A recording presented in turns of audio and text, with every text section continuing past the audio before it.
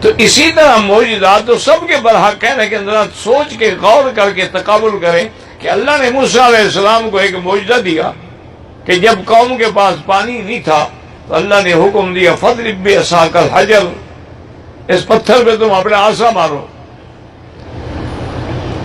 آپ نے جب عصا مارا تو اسے 12 چشمے پھوٹ نکلے۔ آپ کی امت میں چونکہ 12 قبائل تھے، ہر قبیلے کے لیے الگ چشمہ نکل آیا۔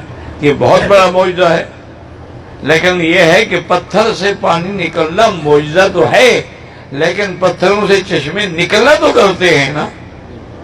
اصل معجزہ تو وہ ہے نا کہ وہاں سے پانی نکلے جہاں سے کبھی نہیں نکلتا۔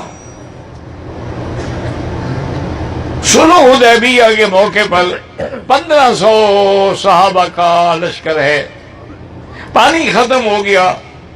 صحابہ نے عرض کیا کہ یا رسول اللہ پانی نہیں ہے۔ فرمایا ایسا کرو، تمام لشکر سے سارا قطرہ قطرہ جو بھی پانی ہے جمع کرو ایک پیالے میں۔ صحابہ کہتے ہیں ہم نے جمع کیا تو وہ پیالے میں اتنا ہوا کہ حضور نے اپنا ہاتھ مبارک اس میں رکھا تو آپ کا ہاتھ پانی میں ڈوب گیا، لیکن فرماتے ہیں کہ ہم اپنی آنکھوں سے دیکھ رہے تھے فَإِذَا الْمَاءُ يَفُورُ مِنْ أَصَابِعِهِ، آپ کی انگلیوں سے چشمے پھوٹ نکلے۔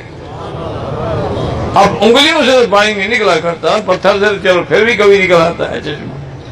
اسی لیے بعض منکرین معجزات نے انکار کیا ہے کہ موسیٰ علیہ السلام کا معجزہ نہیں تھا، وہ تو پتھروں کے چشم پر مٹی پڑی ہوئی تھی، آپ نے صاف کر دی تو چشمے ظاہر ہو گئے۔ لیکن یہاں کیا کریں گے، یہ تو آپ کی انگلیوں سے پانی نکل رہا ہے، اور پھر اتنا پانی کہ 1500 کے لشکر نے پی لیا، مشکیزیں بھر لیے، جانوروں کو پلا لیا، لیکن پانی پھر بھی ختم ہونے میں نہیں آیا۔ تو اب حضور کے معجزے کو ان کے معجزے کے سامنے دیکھیں۔